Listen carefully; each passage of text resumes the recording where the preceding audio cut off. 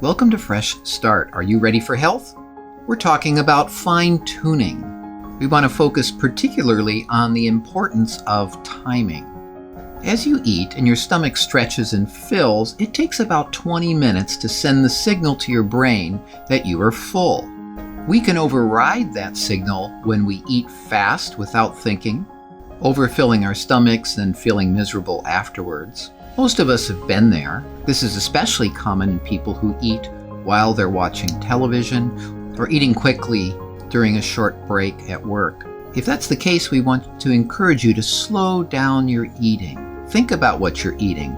Practice mindfulness. In the left sidebar, there's a slow down your eating worksheet that'll help you eat mindfully. I'd encourage you to go through that exercise at home. So about 20 to 30 minutes before you sit down for your meal, have a healthy snack, something that's high in fiber and water that will begin to satisfy you and take the edge off your appetite. Then when you sit down to eat your meal, you'll be less likely to go for those seconds or thirds, and you'll feel satisfied sooner, thereby decreasing your calorie intake. Further exploring that theme of timing, we are meant to be creatures of the daytime. Our ancestors were hard workers. They worked outside under the daylight. We too would benefit from that type of lifestyle. But unfortunately, many of us have to work inside and have to work schedules that keep us from a healthy routine. One thing that is helpful is to follow the old adage, eat breakfast like a king, lunch like a prince, and dinner like a pauper. So your first meal after you get up in the morning should be a nice hearty meal full of those healthy, unprocessed carbohydrates to give you the energy you need for that day. Your mid-workday meal can be a bit smaller, but yet full of energy for you to get through the rest of the day. And your evening meal should be smaller, allowing your body to wind down before you go to sleep. I hear frequently from people that they don't eat breakfast. Well, let me encourage you not to skip breakfast. If you do, you're at increased risk of diabetes, heart disease, atherosclerosis, premature death, and your cholesterol and blood sugars tend to run higher. Studies have shown that people who eat the exact same food but shift that food into the morning instead of afternoon or evening have lower blood sugars, both during the day and the following morning. They have less weight gain and better control of weight loss, and they have lower cholesterol.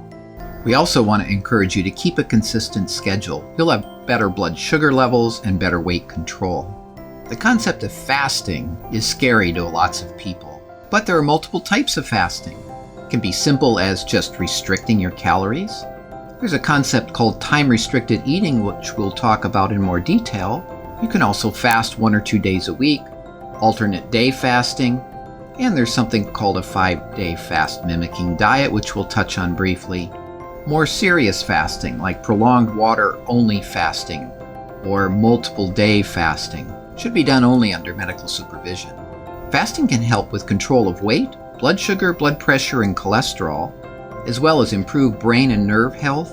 It is anti-inflammatory in its effect, and it can also help with preventing and treating cancer. The simplest form of fasting is simply portion control. Limit the amount you eat. This is difficult for lots of people. And for many people, it leads to failure because they leave the table hungry, and before long, they're scrounging for snacks. If you're someone who can do portion control, then that may be very beneficial for you.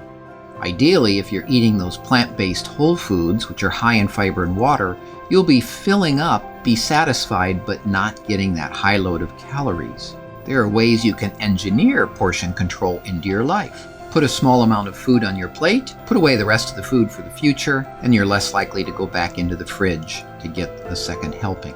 Another thing you can do is avoid family-style eating. Don't put that big bowl of food right in front of you on the table. At least leave it up on the counter, so if you do go for seconds, you have to get up and make some effort to do so. Time-restricted eating is something that most of us can do and find some benefits from it. This is the concept of eating all of your food within a certain amount of time. For example, you can eat all of your food between 7 a.m. and 7 p.m. and then have nothing to eat from 7 p.m. till 7 a.m. If you tighten up that time period to 8 to 10 hours, you'll find even more benefits. How this works is that your body has this stored energy called glycogen that gets us through about 8 hours. As we sleep, we decrease our glycogen levels, using that for our bodies to do its normal function. After about 8 hours, we have to start burning fat for our bodies to function. So if you increase this interval of time between your last meal and your first meal, you will automatically be burning more fat. If then you add to that in the morning before eating some physical activity like a good walk, you'll automatically be burning more fat for that walk and enhance the effect of the overnight fast. There's another type of fasting that's producing some interesting findings from research.